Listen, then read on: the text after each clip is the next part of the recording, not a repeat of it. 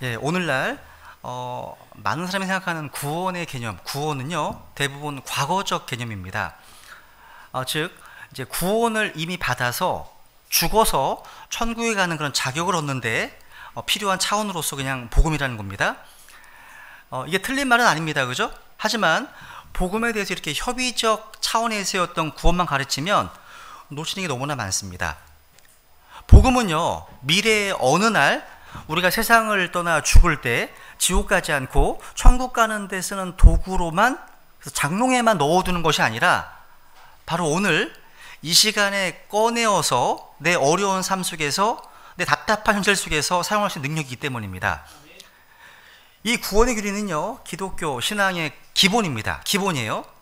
근데 교회를 오랫동안 다닌 사람들도요 자신이 구원 받았는지 못 받았는지에 대해서 확신하지 못하는 경우가 많습니다. 이런 경우를 구원의 확신이 없다 이렇게 얘기하죠. 또는 구원의 확신이 있다고 하는 사람들 가운데 구원받는다는 것이 정확하게 무엇을 의미하는지 좀 설명해 보라고 하면 굉장히 좀 난색을 피우는 경우가 많이 있습니다. 그래서 오늘 저는 주의 만찬이 있는 주의 첫날 좀 기본적인 이야기를 하려고 합니다. 기본적인 이야기. 오늘날 이제 교회를 다니는 분들하고 이제 대화를 나누다 보면 성경의 기본적인 교리에 대해서 잘 모르고 있는 경우가 많이 느낍니다. 여러분, 뭐 스포츠나 예술이나 공부나 뭐 사업이나 다양한 분야에서 무슨 일을 하든지 간에 기본기를 확실하게 다지는 것만큼 중요한 것이 없습니다.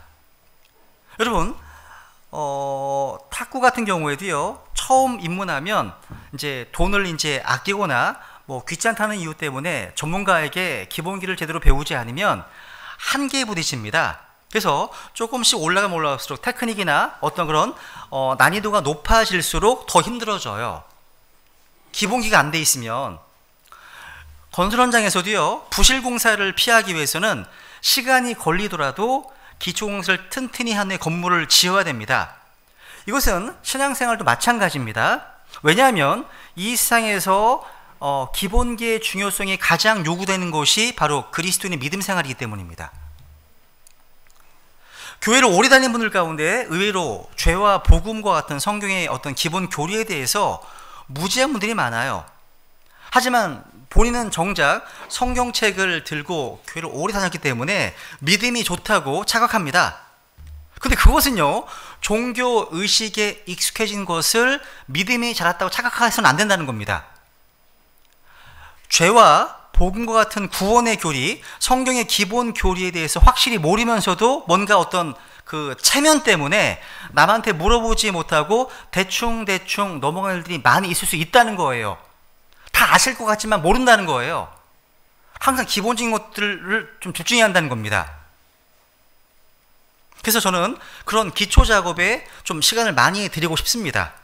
왜냐하면 우리 각 지체들, 각 사람이 기본적인 실력을 갖추어야만 신약 그리스도의 교회가 건강한 하나님의 집으로 성장할 수 있기 때문입니다. 여러분, 좋은 합창단이요 전체의 하모니를 이뤄내기 위해서는요 필요한 게 뭐예요? 그 단원 한 사람 한 사람의 기본적인 실력입니다. 믿음도 마찬가지예요.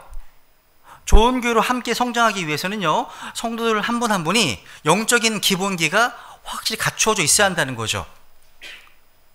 무엇보다도요 이 시대는요 교회를 향한 영적인 공격, 또 이단의 미혹이 많기 때문에 목회자, 성도들 모두가 다 올바른 교리와 믿음을 정립하는데 이게 아주 중요하다는 겁니다. 미국 재무부에서는요 위조 지폐를 가려내는 어떤 전문 요원들을 양성할 때 위패를 보여주기보다 먼저 진짜 화폐를 몇 년 동안 철저하게 분석하고 익히게 한다고 합니다. 무슨 얘기예요? 진짜를 확실하게 알면 어떤 가짜가 와도 금방 시끌려낼 수 있기 때문입니다. 말씀의 기본기가 확실히 잡힌 교회는요 어떤 가짜 복음이나 이단이 여기에 들어온다 하더라도 그렇게 큰 문제가 안 됩니다. 능히 이겨낼 수 있거든요. 그 이단인데 금방 다 캐치하거든요. 그죠? 그런데 흥미로운 게 뭐냐면 오늘날의 이단들은요 자신의 사람들에게 철저하게 자신들의 거짓 교리에 대한 이론 교육을 시켜요. 이론 교육을요. 반면에 오늘날의 라오디게아 사람들의 교회들은 성도들에게 기독교의 핵심 교리들을 분명하게 짚어주지 못한 경우가 많이 있다는 거죠. 그러니까 이게 싸움이 안 되는 거예요.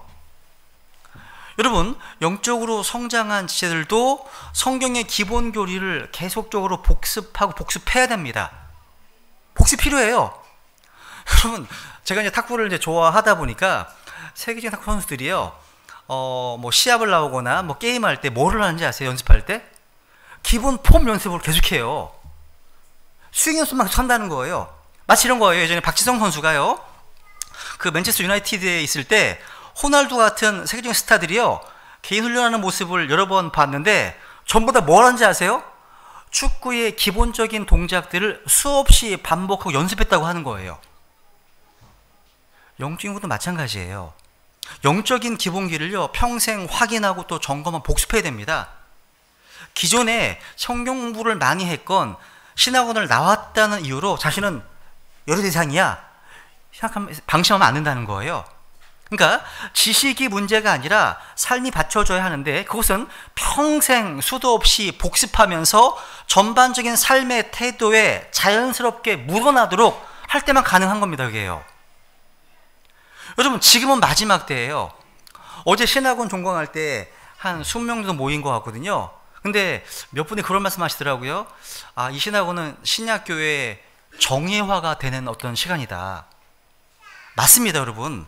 이 악한 세상과 대결해서 승리하기 위해서 하나님의 교회로서 신약교회는요, 정예화되어야 됩니다.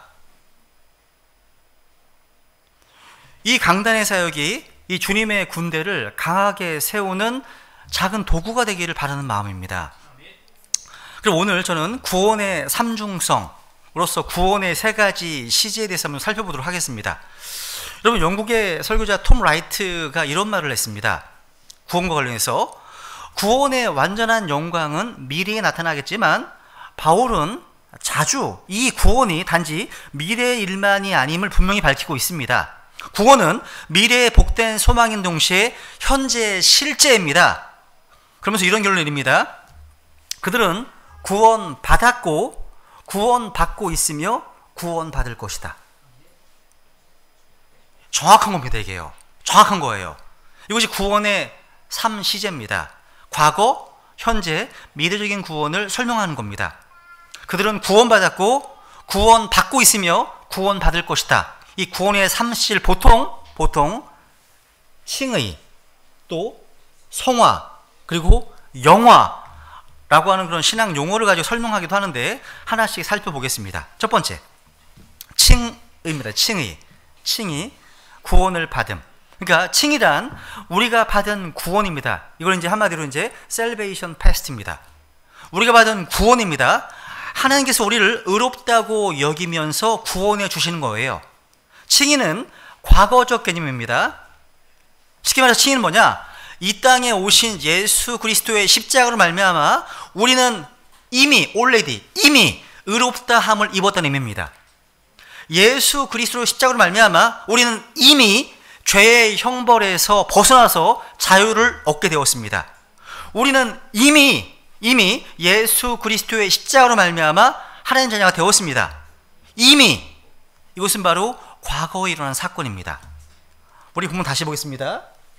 다시 시작.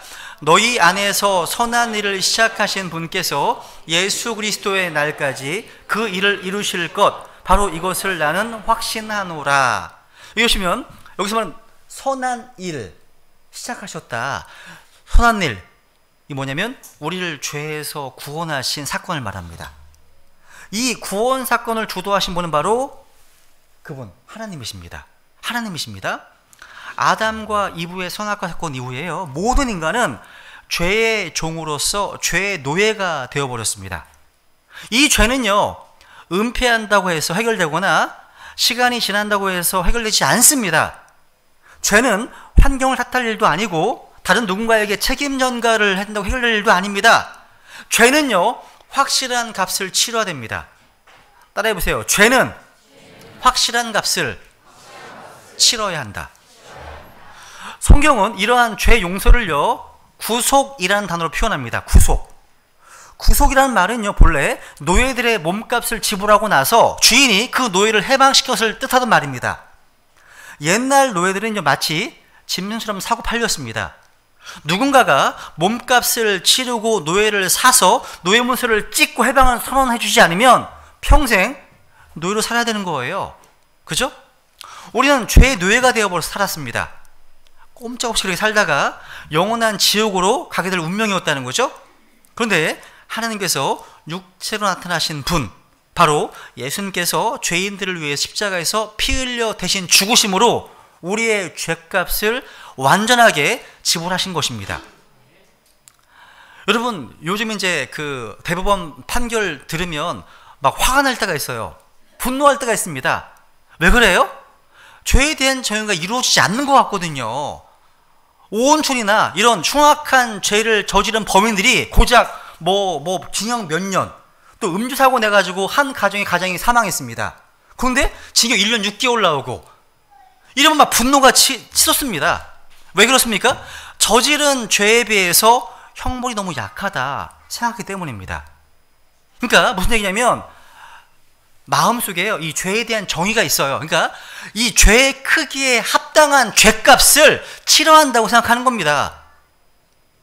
이 죄는요, 아무리 사람이 좋은 일을 많이 하고 커다란 액수의 돈을 헌금한다고 해도 자신이 지은 죄값을 치르기 형편없이 모자랍니다.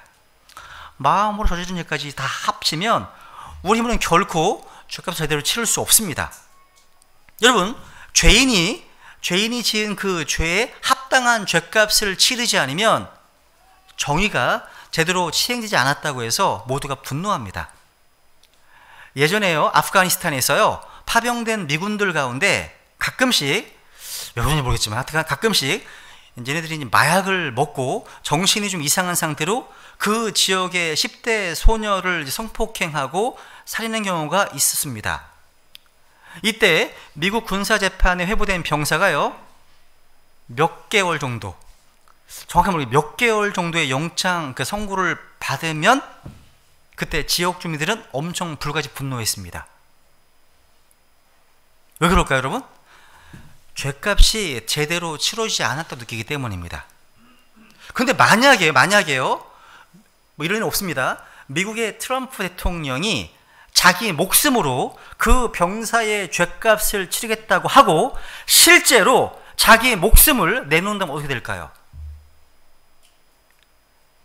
지역 주민들은 아마 충격받을 겁니다. 아무 말도 하지 못할 겁니다. 하지만 이런 일은요, 영화에서 있을 수 없는 설정입니다. 여러분, 나의 죄 때문에 십자가에서 흘린 예수님의 보혈이 그렇게 말도 안 되는 엄청난 것이었다는 겁니다. 하나님의 독생자께서 자신의 생명으로 나의 죄값을 치러주셨다면 세상에 그 누구도 거기에 대해서 형벌이 약하다 할 사람은 없습니다. 그분은 창조주시거든요. 그래서 예수 그리스도의 죽음만이 온 인류의 죄의 문제를 해결하는 유일한 답인 겁니다. 우리가 회개하고 예수 그리스도를 자신의 구원자와 주님으로 영접하면 그 예수님의 보혈이 우리 죄값을 치르게 됩니다. 그때 비로소 우리의 영혼은 자유함을 얻습니다. 그것이 구원이에요. 그건 구원입니다. 사람이 구원받았다는 것은 죄사함을 받았다는 거예요. 이제는 죄의 노예가 아닙니다. 완전한 자유는 영원한 자유입니다. 죄의 노예가 순식간에 하나님의 자녀가 된 거예요. 1517년이죠. 종교개혁의 핵심이 핵심. 로마서 17절 말씀대로요, 오직 의인은 믿음으로 살리라, 이 말씀입니다. 그러니까 십자가의 피 묻은 복음만이 인간의 죄를 제거하고 그 죄의 문제에서 구출할 수 있습니다. 인간은 예수 그리스도의 보혈의 공로를 믿는 믿음으로만 구원받을 수 있습니다. 이것은 우리가 착해서도 아니고 선한 일을 많이 해서도 아닙니다. 100% 하나님의 은혜로 주신 축복입니다. 여러분, 검정색 볼펜을 하얀색 종이로 감싸면 보이지 않습니다. 마찬가지예요. 우리의 죄가 시커멓지만 예수님께서 자신의 보혈로 감싸 주시면 하나님은 우리가 죄 없다고 인정해 주십니다. 이게 justification, 칭의입니다. 칭의. 그러니까 영원 하늘나라의 법으로 무죄 선포 땅땅땅 해주시는 거예요. 이게 그 즉시 아무리 추악한 죄도 예수님의 그 피의 권능을 힘입어서 완전한 용서와 사면이 이루어지는 거예요. 따라서 우리는요, 예수 그리스도의 의를요 오직 믿음으로 받아들이기만 하면 되는 겁니다.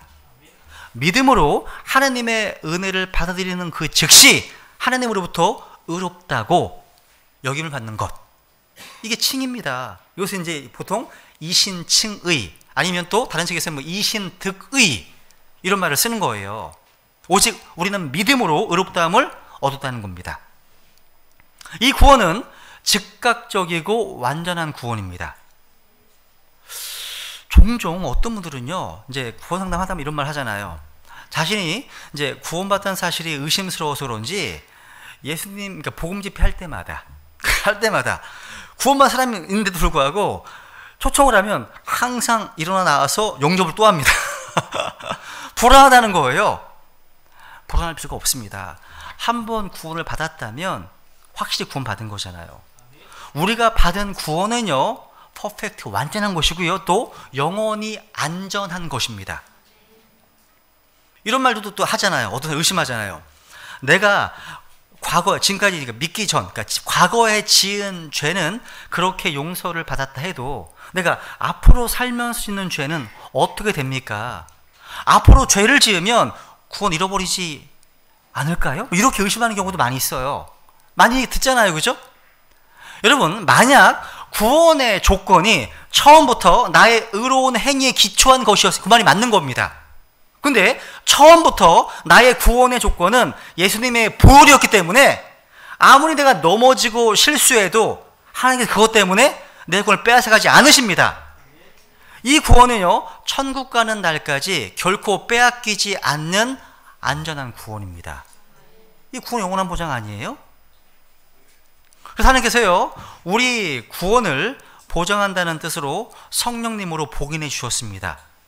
에베소에서 바로 이렇게 증언하고 있죠? 찾아볼게요. 에베소 1장 13, 14절입니다. 에베소 1장 13, 14절.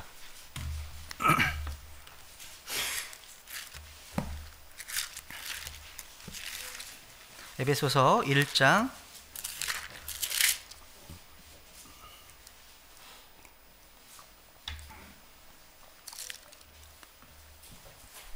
13, 14절입니다. 우리 같이 읽겠습니다. 시작. 너희도 진리의 말씀 곧 너희의 구원의 복음을 들은 뒤에 그분을 신뢰하였고 너희가 믿은 뒤에 약속의 저 거룩하신 영으로 봉인되었느니라. 이 영께서는 값주고 사신 그 소유물이 구속을 받을 때까지 우리의 상속 유업의 보증이 되사 그분의 영광을 찬양하게 하시느니라. 아멘. 여러분, 내가 구원받는 순간부터 성령님은 구원의 보증수표와도 같습니다. 하나님은 한 번 구원하신 하나님의 자녀를 천국 가는 날까지 책임지시고 지켜주십니다. 우리가 중간에 실수하고 넘어진다고 실망하고 버리지 않으십니다. 여러분, 한 번 주신 구원을 취소시키는 법이 없다는 거죠. 그 사실을 못 믿고 불안해할까봐 우리에게 성령님을 주셔서 하나님께서 절대로 버리지 않으신다는 증표를 주신 겁니다. 사실 문제는 하나님께 있는 게 아니에요. 나에게 있어요. 내 믿음이 변질되는 게 문제예요. 성령님이 봉인이 변하는 게 아니라 내가 의심하고 내가 세속화되는 게 문제예요.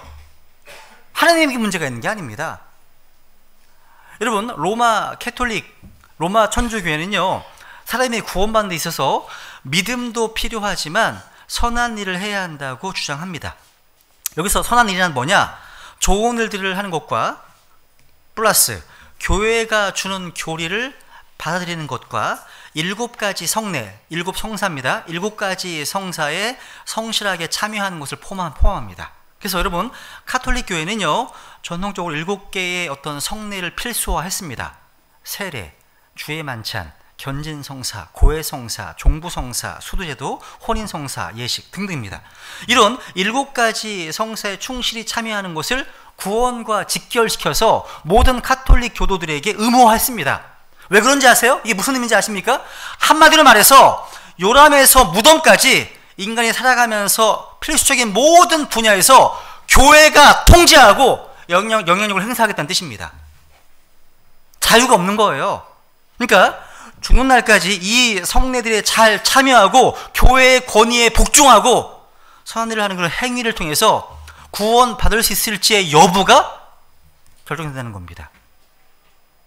죽어서 천국문 앞에 서봐야 비로소 내가 구원받았는지 그렇지 않은지 확인할 수 있다고 주장하는 겁니다.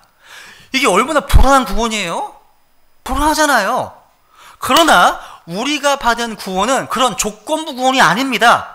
오직 믿음을 통해서 하나님의 은혜로 받는 무조건적 구원입니다. 여러분, 로마 천주교가 다스리던 중세 암흑시대, 성경을 보면 화용시키는 그런 시대입니다. 그렇죠? 중세 암흑시대입니다. 그때 사람들은요, 이 땅에서 구원을 확보하기 위해서는요, 7가지 성사를 집례하는 신부, 사제, 그리고 교황의 중보가 절대적이었어요. 그래서 카톨릭 교회에서 출교당한다? 출교당하는 것은요, 이 7가지 성사에서 끊기는 것이고, 이것은 천국에서 쫓겨나는 것과 진배 없다고 믿었습니다. 그래서 중세기 때, 암흑시기에 이때 교황청의 출교권은 그야말로 자칭 하나님의 대리인으로서 이 땅에서 인간의 구원 여부를 결정짓는 권한이었다는 거예요. 끔찍하죠, 그죠? 그렇기 때문에 그 앞에서는요, 왕이라 할지라도요, 또 재력가라 할지라도요, 벌벌 떨 수밖에 없었습니다. 그러니까 카톨릭의 구원론은 뭐예요?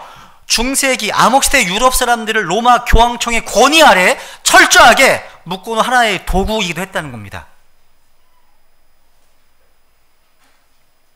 그래서 여러분, 16세기 종교개혁의 어떤 그 마틴 루터, 이런 잘못을 지적하고 나섰습니다. 그죠? 그래서 로마 카톨릭 교회의 뿌리를 흔들기 시작했습니다. 오직 믿음, 오직 은혜, 오직 성경으로만 구원받을 수 있다면 로마 카톨릭 사제들의 중보가 필요가 없어지죠. 우리의 믿음이 오직 하나님의 말씀을 통해서 생기고 성장할 수 있다면 사제나 미사 등등 로마 카톨릭 교회의 모든 간섭들이 그냥 무의미해지는 거예요.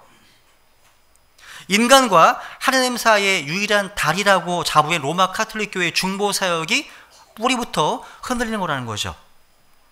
여러분, 구원의 문제는요, 하나님, 어떤 인간의 중보자도 개입된 게 아니라 나와 하나님 사이의 문제입니다. 누구든지 복음을 듣고 회개하고 예수님을 자신의 구원자와 주님으로 영접하면 즉시 구원받습니다. 이 구원은 완전한 것이기 때문에 우리가 지었던 죄가 아무리 추악하더라도 예수님의 피의 공로로 깨끗하게 용서함을 받습니다. 이것은 죽는 날까지 결코 잃어버릴 수 없는 안전한 구원입니다. 그래서 구원받은 사람은요, 이 땅에서 아무리 좀 답답하고 어려운 현실 앞에서도요, 마음이 평안한 겁니다. 담대할 수 있는 거예요. 두 번째, 이제 성화입니다. 구원받고 있다, 이런 뜻입니다. 구원을 드러내는 겁니다. 성화는요, Salvation Present입니다. 드러내는 구원이에요. 그러니까 하나님께서 우리에게 주신 구원을 드러내고 죄와 싸우고 그 구원을 맥시멈으로 누리는 겁니다. 다시 보세요. 빌립보서 1장 6절 다시 시작. 너희 안에서 그 일을 이루실 것 바로 이것을 나는 확신하노라. 여기서 그 일을 이루신다, will perform it이죠. 보세요. 여기 보시면 미래형으로 되어 있습니다. 구원은요, 우리의 죄의 문제를 단번에 해결한 과거 완료형이지만 우리가 앞으로 살아가면서 계속 이루어가야 할 진행형이기도 합니다. 여러분, 카톨릭과 개신교의 가장 핵심적인 차이점 가운데 하나는 바로 구원의 확신이에요. 천주교에서 주장하는 구원은요, 죽는 날까지 불확실합니다. 카톨릭 교회가 정한 7가지 성사에 얼마나 잘 참여하느냐, 또 사실 여러 가지 선행에 달려 있는 겁니다. 그러니까 암흑시기에 이것이 나쁘게 이용되는 거예요. 교황청은 그 당시에 수많은 유럽의 왕들과 병사들을 중동의 전쟁터로 보내면서 이 십자군 전쟁에 나가는 자는 지난날 지었던 죄를 다 용서받고 동시에 천국에 엄청난 상급을 쌓게 될 것이다. 충동질했습니다. 이슬람과 똑같습니다. 똑같아요. 황당한 겁니다. 또 호화로운 교황청 건립을 하기 위한 헌금을 모을 때도요, 똑같은 논리를 적용했다는 거예요. 하라고요. 무슨 얘기인지 아시겠죠? 그러니까 이 모든 것들이 구원을 확실시하는 수단이 된 거라는 거죠. 반면 성경적 기독교는 기독교. 구원이 인간의 행위가 아닌 것임을 믿음을 통한 100% 하나님의 은혜로 된 것임을 강조합니다. 한번 구원받고 나면 그 누구도 빼앗아갈 수 없다는 성경 말씀을 그대로 믿는 거예요. 이렇게 믿음을 통해 은혜로 구원받는다, 이걸 가르치다 보니까 어떤 그룹에서는 또 하나의 극단으로 나가서 죄를 짓고 함부로 살아도 천국 간다고 생각해서인지요, 세상 속으로 들어가서 어떤 어두운 곳을 밝히는 어떤 빛의 자녀들 역할을 감당하는 데 미흡했다는 거예요. 하지만 빌립보서에 보면요, 구원에 대한 다른 측면을 말씀하고 있죠. 한번 보세요. 예전에 강의했던 건데 보세요. 빌립보서 2장 12절 같이 읽죠. 시작. 그러므로 나의 사랑하는 자들아, 너희가 항상 순종한 것 같이 내가 있을 때뿐 아니라 지금 내가 없을 때에도 더욱더 순종하여 두려움과 떨림으로 너희 자신의 구원을 일하여 드러내라. 여기서 너희 자신의 구원을 일하여 드러내라, 이 말씀에 주목해 보세요. 개역 성경을 비롯해서 변경 성경에서는요, 구원을 이루라 되어 있어가지고 마치 구원을 얻기 위해서 노력하라는 말처럼 들려요. 이게 마치 불교나 카톨릭에서처럼요, 자기의 선행이나 기부금으로 뭔가 업을 쌓아서 구원을 쟁취되는 것처럼 오용된다는 거죠. 그런데 우리의 노력으로는 구원을 얻을 수 없습니다. 여러분, 빌립보서의 수신자가 누구예요? 분명히 나오잖아요. 나의 사랑하는 자들아, my beloved. 1장 1절 성도들입니다. 그러니까 성도들이 누구예요? 예수 그리스도를 믿고 구원받은 사람들을 말합니다. 그러니까 이 말씀은 믿지 않는 사람들에게 어떻게 하면 구원받을 수 있는가, 이걸 얘기하는 게 아닙니다. 그죠? 이미 구원받은 성도들에게 자신들이 이미 받은 구원을 work out, 밖으로 드러내자는 것을 말하는 겁니다. 여기에는요, 구원을 누리는 것도 포함됩니다. 누린다. 마치 이런 거예요. 광산에서 채취할 수 있는 채취해서 다 캐는 겁니다. 그러니까 무슨 얘기냐면 구원의 교리 안에는요, 패키지처럼 어마어마한 진리의 보배들이 들어있어요. 똑같은 광산에서 자신이 노력해서 그 안에 있는 다이아몬드나 금 같은 광석들을 최대한 캐내는 사람이 있는 반면에 게으른 사람은 조금밖에 캐내지 못합니다. 구원도 마찬가지예요. 하나님께서 선물로 주신 구원은요, 최고의 보물이 담긴 광산과도 같습니다. 그 구원에서 최대한 많은 것을 캐내는 것은 각 사람이 달려있는 겁니다. 그러니까 모든 성도들이 똑같이 구원이라는 선물을 은혜로 받았지만 각 개인이 어떻게 하느냐에 따라서 그 구원이라는 엄청난 선물을 누리는 양이 달라지는 거죠. 즉 중간에 멈추지 않고 또 힘들다고 포기하지 않고 쉴 새 없이 구원이라고 하는 축복의 광산에서 하늘의 다이아몬드를 캐내라는 겁니다. 적은 양으로 만족하지 말고 계속 파고 들어가라는 거예요. 여기서 또 이 워크아웃, 이 말 자체가요, 영어대로 워크아웃은 어디 쓰이는 말이냐면 운동으로 몸을 단련시킨다는 의미로 쓰이기도 합니다. 워크아웃. 여러분, 운동은 하다가 중단하면 안 돼요. 힘들더라도요, 꾸준히 계속해야 효과를 볼 수 있습니다. 효과를 못 볼 때쯤 그만두니까 다이어트가 안 되는 거예요. 살이 안 빠지는 거예요. 그만두니까. 여러분, 우리에게 주어진 구원도 비슷합니다. 이 구원을 누리기 위해서 계속해서 경건해지는 훈련을 해야 됩니다. 기도를 많이 하고 말씀을 묵상하면서 계속 치열하게 훈련하지 않으면 안 되는 겁니다. 그래야 구원의 어마어마한 광산에서 새로운 은혜, 풍성한 은혜를 계속 해낼 수 있는 겁니다. 기업들도요, 체질 개선을 한다고 워크아웃 하잖아요. 우리 크리스천들도요, 워크아웃 해야 됩니다. 그리스도를 닮아가기 위해서 체질 개선해야 되는 거예요. 마찬가지 아닙니까? 그죠? 근데 바울은 여기 보세요. 보시면 두려움과 떨림으로 너희 힘을 일하여 드러내라. 어떻게 해요? 두려움과 떨림으로. 인생은 장밋빛 환상이 아닙니다. 하나님의 자녀인 우리 앞에요, 온갖 시험이 있고 고통이 있고 상처가 있고 비극이 있습니다. 배신이 있고 갈등이 있습니다. 질병이 있고 사고가 있습니다. 또 손실이 있고 유혹이 있습니다. 또 죽음의 위협들이 기다리고 있습니다. 하늘나라에 갈 때까지 우리 모두는요, 그런 정글 같은 현실 속에서 지금 살아가고 있는 겁니다. 산다는 것은요, 죽음의 순간까지 온갖 시련을 겪는 순례자의 길을 걷는 겁니다. 그래서 우리는 긴장을 놓치지 말고 두려움과 떨림으로, 눈이 많이 가지 않습니다. 두려움과 떨림으로 각오를 단단히 하고 구원을 일하여 드러내라는 겁니다. 그러니까 우리는 두려움과 떨리는 마음을 가져야 됩니다.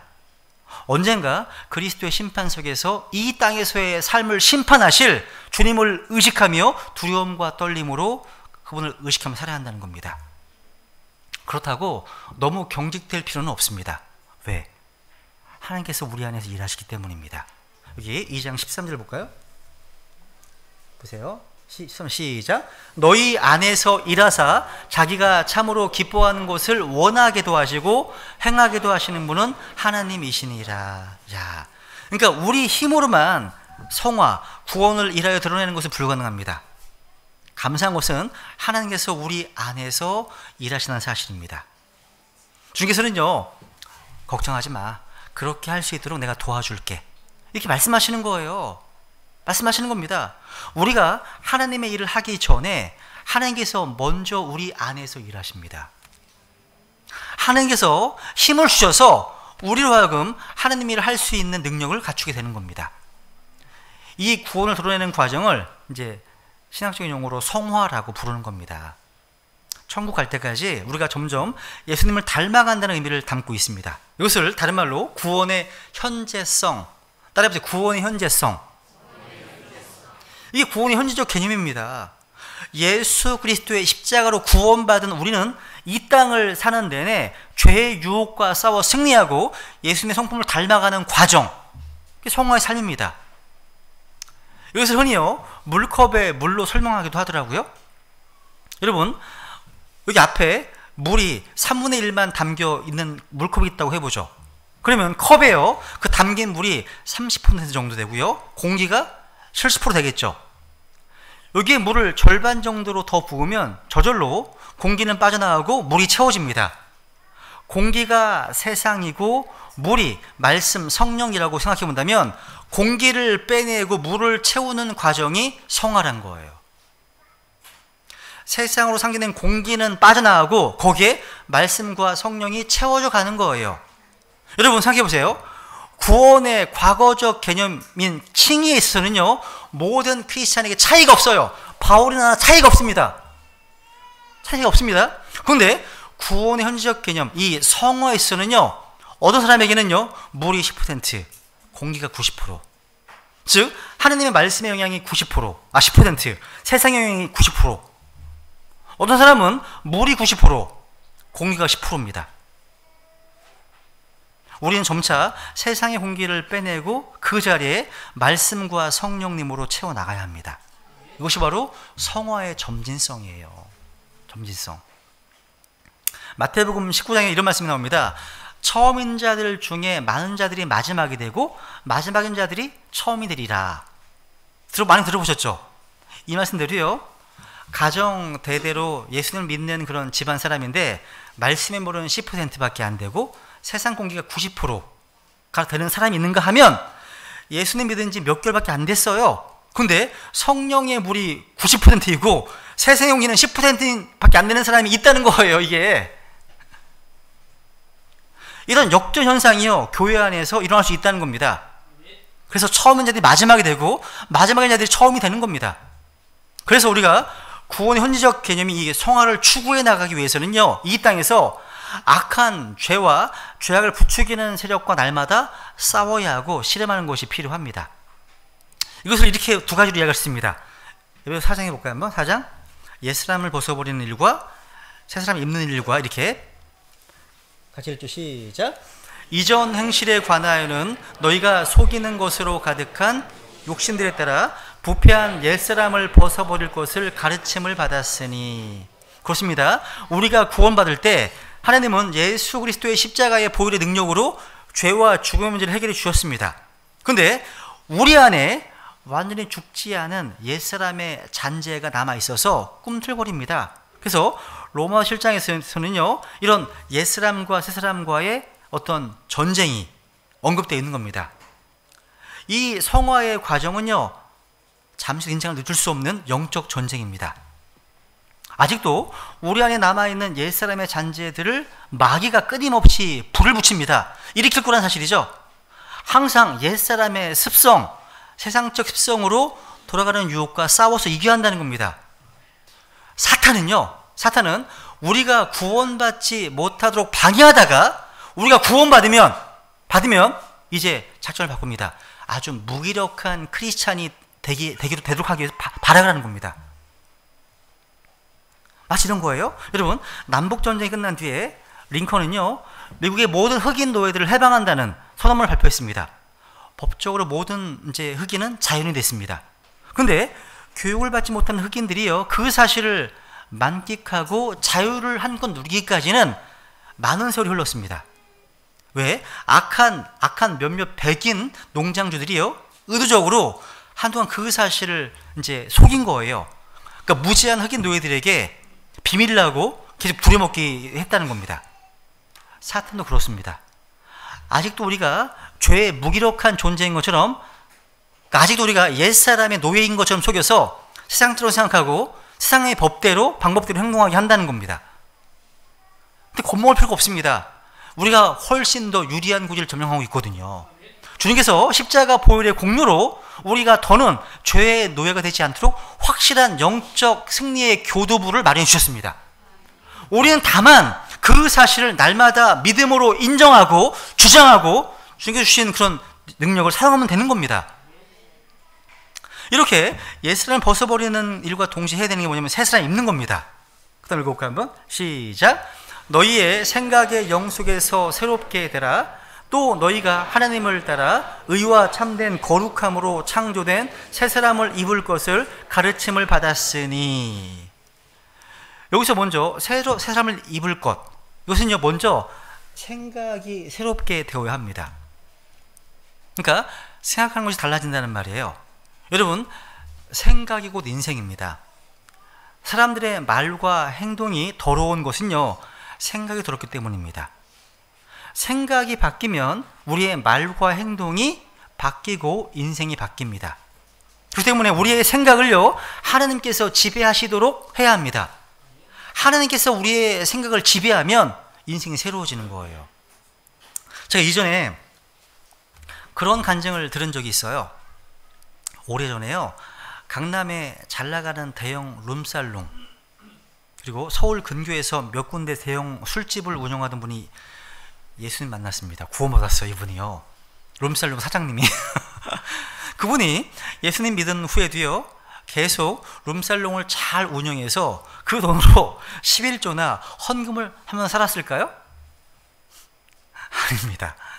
그분은요, 구원받은 뒤에 아무런 갈등이 없이 술집들을 다 정리하고 보험 세일즈맨이 됐습니다. 세일즈맨.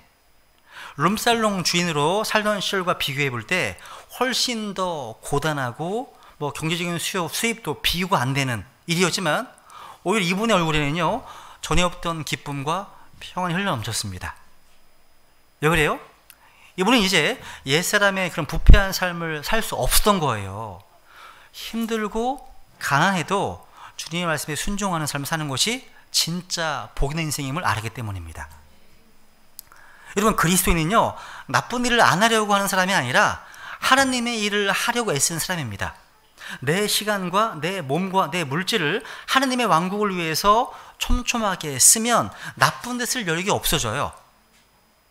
불교나 카톨릭에서는요, 선한 행동이 구원받는 어떤 수단이지만 우리의 선한 행동은요, 이미 구원받은 사람의 하나의 열매입니다.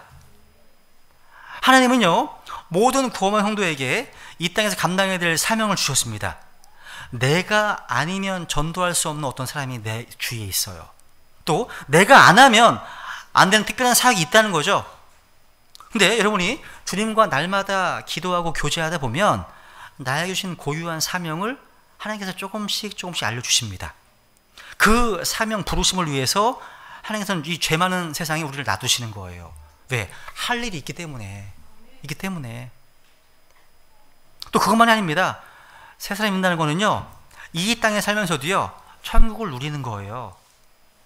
여러분, 누군가 기도는 이런 기도에 대해 종이 이렇게 하더라고요. 기도는 하늘의 능력을 다운로드 하는 방법입니다. 많이 다가오지 않아요? 다운 많이 받으시잖아. 그렇죠? 기도는 하늘의 능력을 다운로드 받는 방법입니다. 그러니까 이전에는요, 내 힘으로 살거나 남에게 아쉬운 소리를 하며 살아야 했는데, 이제는 기도에서 하나님의 개입을 구할 수 있습니다. 자기 힘으로 사는 게 아니라 하나님 힘으로 산다는 거죠. 그래서 절대 절망하지 않습니다.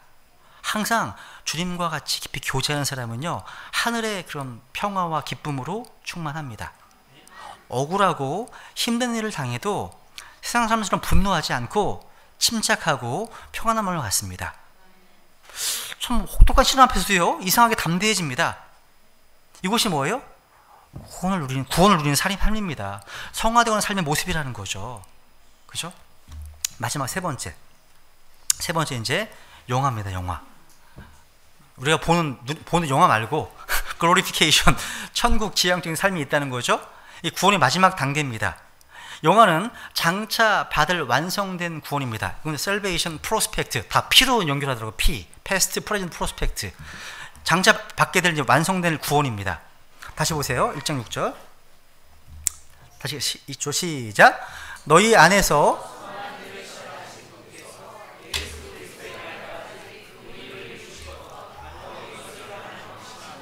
아멘. 예수 그리스도의 날까지. 이런 말은요, 우리가 천국 가는 날, 그러니까 우리가 주님께서 재림하시는 그 날을 가리키죠. 영화는 구원의 미래적 개념입니다. 우리는 이 땅을 사는 내내 예수님의 인격을 닮아가는 성화를 위해서 죄와 싸우고 몸부림치는데, 장차 예수님께서 공중에 재림하시면 우리 몸이 변화됩니다. 몸의 구속이죠. 그때 이 집요한 죄 유혹으로부터 완전히 해방되는 구원의 완성을 이루게 됩니다. 구원의 완성, 이걸 영화라고 합니다. 영화. 근데 여러분, 오늘날 많은 사람들이요, 우리나라가 잘 살게 되면서 아마 세계경제 대국 10위권에 들잖아요, 우리나라가. 그죠? 그러다 보니까 풍요로운 어떤 상황에 빠지니까 영원한 하늘나라에 대한 소망이 자꾸 희미해지는 것 같아요. 크리스찬들도요. 여유가 있으니까요. 배부르니까요. 그죠? 천국도 좋지만 이 땅이 너무 편하고 재미있게 느껴지는 거예요. 근데 여러분, 아무리 편하고 재미있어도요, 죄 많은 이 세상은 우리들의 영원한 집이 아니에요. 그죠? 우리가 세상에서 아무리 성공해도 항상 뭔가 불만족스럽고 공허한 느낌을 받습니다. 왜? 세상 것으로는 100% 만족하지 못하도록 만들어진 존재이기 때문입니다. 여러분, 여러분은 어떤 산인지 아세요? 뭐 중국산, 독일산이잖아요. 여러분, 어느 산이십니까? 천국산입니다. 메이드 인 헤븐이에요, 우리. 메이드 인 헤븐이기 때문에 세상으로 만족이 안 되는 거예요. 그죠? 그러니까 우리가 구원받을 때 비로소 인생의 공허함의 이유를 알게 되었습니다. 아, 우리는 영원한 하늘나라를 위해서 만들어진 존재이구나. 우리는 이 땅의 체질이 아니기 때문에 세상 사는 곳이 힘들고 불편한 게 좀 당연한 것 같아요. 이 땅의 백성이 아니니까. 그죠? 불편합니다. 언젠가는 영원한 본향으로 돌아가야 됩니다. 구원받는 그 순간부터 하나님께서는 우리의 미래, 영원한 천국에 우리의 자리를 마련해 주셨습니다. 예약돼 있습니다. 리저브드, 예약돼 있어, 우리한테요. 이미요. 그래서 우리는요, 영원한 천국을 바라보며 살게 되었습니다. 그러나 이 땅에서 조금 가난하고 억울한 일을 좀 당하고 힘들고 서러운 일이 있어도 견딜 수 있어요. 여러분, 이 땅의 나라 뉴스에 너무 일희일비할 필요가 없다, 이런 의미입니다. 너무 막 기뻐하고 슬퍼하고 하지 마세요. 그죠? 우리에게는요, 생활 방식이 하늘에 있는 하늘의 백성이라는 사실이 제일 중요하기 때문입니다. 여러분, 하나님의 사람들은요, 천국에 대해서 추상적인 그림이 아닌 확실한 그림을 가지고 있어야 돼요. 그래서 우리는 천국이 어떤 곳인지 예전에 한번 몇 주간 설교한 적이 있거든요. 근데 요한계시록 21장을 통해서 한번 세 가지만 짧게 말씀드리고 마치겠습니다. 계시록 21장 보세요. 한번 천국이 어떤 곳인지, 뭐 교리적인 적용은 아니지만 영적 적용을 좀 해보겠습니다. 계시록 21장 4절에 보시면 천국은요 죄와 아픔이 다 없어지는 곳입니다. 여기 4절에 보시면 가실죠? 시작. 또 하나님께서 그들의 눈에서 모든 눈물을 씻어주시리라. 다시는 사망이 없고 슬픔도 울부짖음도 없으며 또 아픔도 다시는 없으리니 이는 이전 것들이 지나갔기 때문이라 하더라. 다시는 사망이 없고 슬픔도 울부짖음도 없다. 또 아픔, 페인, 어떤 고통, 통증이 없다는 거예요. 없습니다. 그곳에 가면요. 이 땅의 삶은 고달픕니다. 우리의 직장생활, 일터에 가보면 무슨 일이든지 쉬운 직업은 하나도 없습니다. 또 어느 가정이든지 가보면 문제없는 가정은 하나도 없습니다. 다 이 세상이 죄로 인해서 병들기 때문입니다. 어떤 피로회복제 광고 보셨어요? 풀려라 5천만. 이거 의미가 없는 웃긴 얘기예요. 이거 안 풀려요.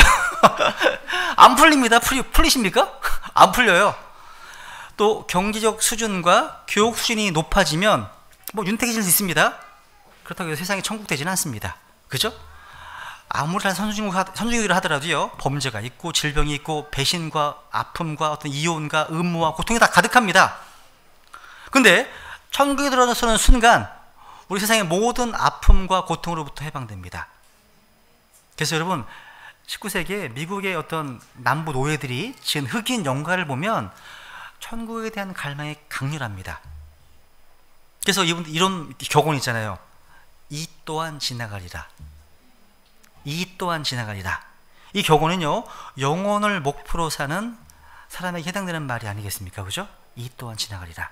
천국 이런 곳이에요. 두 번째, 천국은요, 하나님, 하늘 아버지와 영원히 교제하는 곳입니다. 이거 같이 읽을까요? 시작. 내가 하늘에서 나는 큰 음성을 들으니 이르되 보라, 하나님의 성막이 사람들과 함께 있고 그분께서 그들과 함께 거하시리라. 그들은 그분의 백성이 되고 하나님께서는 친히 그들과 함께 계셔서 그들의 하나님이 되시리라. 예전에 우리 아이들이요, 그런 비슷한 얘기를 한 것 같아요. 천국은 되게 지루하지 않냐, 맨날 예배만 드리냐, 뭐 이런 얘기 했던 적이 있어요. 맞아, 이렇게 생각하는 것 같아요. 천국은 흰옷 입은 천사들과 함께 하루 종일 하프를 연주하면서 뭐 진해하는 지루한 곳, 그런 곳이 아니에요. 천국은요, 아주 익사이팅한 곳입니다. 그죠? 그러니까 천국은요, 마치 에덴 동산에서 아담과 이브, 아담이요, 하나님과 가졌던 아주 재미있는 하루하루 교제 한번 생각해 보세요. 천국은요, 에덴의 회복 그 이상입니다. 이 땅에서 여러분이 제일 재미있다고 생각하는 것들 한번 생각해 보세요. 뭐 익스트림 스포츠, 영화, 게임, 아니면 유튜브, 동영상, 예술, 관광, 그 모든 것들을 합치고 나서 거기에 곱하기 1000만을 해보세요. 그게 천국이에요. 천국입니다. 그것이 바로 우리가 하루하루 천국의 주님과 교제하며 느끼는 기쁨일 거라는 사실이죠. 매일매일이 새롭고 즐겁고 기쁘고 사랑이 충만하고 평안할 거랍니다. 그죠?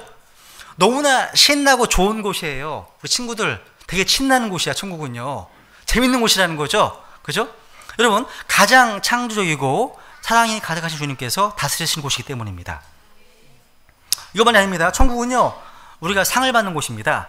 읽고 같이 7절 시작. 이기는 자는 모든 것을 상속받으리니 나는 그의 하나님이 되고 그는 나의 아들이 되리라. 야, 우리가 말씀에 순종하며 살면 이 땅에서도 상을 받기도 하고 복을 받기도 합니다. 그런데 그것은 그냥 예고편에 불과합니다. 전야제에 불과한 거예요. 진짜 보상, 상급은 영원한 천국에 가서 받게 됩니다. 근데 그 상은요, 하나님 주신 상은요, 이 땅에서 인간이 주는 어떤 상보다도 더 멋진 상이 될 겁니다.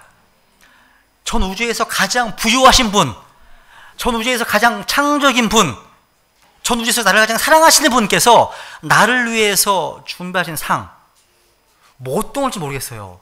야, 이거만 생각해 보세요. 가슴이 뛰어야 됩니다. 그러니까 여러분, 하늘의 상급을 바라보며 사는 사람은요, 이 세상의 상을 받지 못해도 별로 신경 쓰지 않습니다. 세상에서 조금 가난해도 기죽지 않습니다. 사람들이 알아주지 않아도요, 낙심하지 않고 평안한 마음으로 담대하게 삽니다. 에이, 하나님만 아시면 되지 생각합니다. 그래서 자발적으로 기쁘게 주님을 섬깁니다. 왠지 아세요? 천국 데이터베이스에 다 기록되기 때문에. 다 기록되어 있기 때문에요. 여러분, 구원받은 사람들은요, 이 세상이, 이 땅이 끝이라고 생각하니까 조금이라도 더 손에 쥐려고 눈에 핏발을 세우고 욕심부리며 서로 싸우는 거예요. 근데 우리 그렇지 않잖아. 왜? 위가 있으니까. 영원한 천국의 상급을 바라보는 사람은요, 이 세상 것을 얼마든지 양보할 수 있습니다. 그런 여유가 있어요, 우리한테. 그죠? 그런 여유가 있는 천국 지향의 삶을 산다는 겁니다. 제가 한 가지 예화를 이제 소개해드리고 말씀을 마치겠습니다. 오늘은 오후 예배가 없으니까 제가 좀 길게 하는 겁니다. 여러분, 기독교 교육학의 거장 중에 한 분이 있습니다. 하우드 핸드릭슨이라는 분이 계십니다. 이분이 이런 얘기를 했는데, 제가 순간 약간 쇼킹했습니다. 무슨 얘기냐면, 이분이 그 시카고에 있는 휘튼 대학에 다니면서요, 어느 교회 초등부에서 사역할 때 일입니다. 그러니까 우리로 말하면 주일학교 담당 목사인 것 같은 그런 위치였던 것 같습니다. 근데 그 교회에요, 정말 엄청 뛰어난 아이가 있었습니다. 정말 이 아이가는요, 성경 구절을 무려 600구절을 외웠습니다. 꼬맹이가 수희 같은 정도 나이일 것 같아. 그런 아이가 성경 600구절을 줄줄 외웁니다. 다. 놀랐습니다. 그야말로 교회가 주목하고 기대하는 아이였습니다. 그런데 주일학교에서 불미스러운 일이 벌어졌습니다. 자꾸 아이들의 헌금이 도난당하는 일이 발생한 것입니다. 나중에 범인을 잡고 보니까 놀랍게도 성경 600구절을 줄줄 외우는 그 아이가 헌금 도둑이었습니다. 이 아이가요, 1불짜리 지폐를 헌금 주머니에 넣으면서 10불짜리를 가져가는 짓을 이렇게 하는 거야. 이렇게 한 게 한두 번이 아니라는 거죠. 이게 다 찍혀 있나 봐요. 그래서 이 하우드 핸드릭스가요, 그 아이를 데려다가 이렇게 물었다고 합니다. 야, 네가 성경을 그렇게 많이 외우는데 출애굽기 20장 16절에 도둑질하지 말지니라 배우지 않냐? 그러자 기가 푹 죽고 고개를 숙이고 있던 이 아이가 갑자기 딱 살아나더니 이렇게 지적하는 게 아니겠습니까?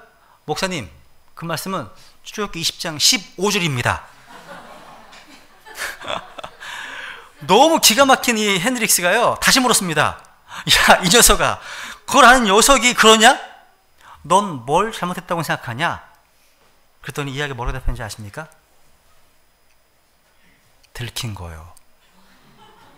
들킨 거예요. 무슨 11계명도 들키지 말기 11계명도 아니고, 그죠? 제가 이 이야기를 들으면서 마음이 씁쓸하더라고요.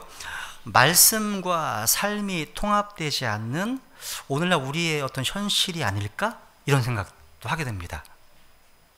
이 모습이 오늘날 성경을 많이 아는 우리 성경 신자들의 모습이 아니길 바랍니다. 우리 베다심리교회 시들 모든 시들이 구원의 미래성만이 아닌 구원의 현재적 개념, 말씀과 삶이 일치하고 통합하는 그런 역사 일어나게 함께 우리 기도하겠습니다. 잠깐 기도하겠습니다.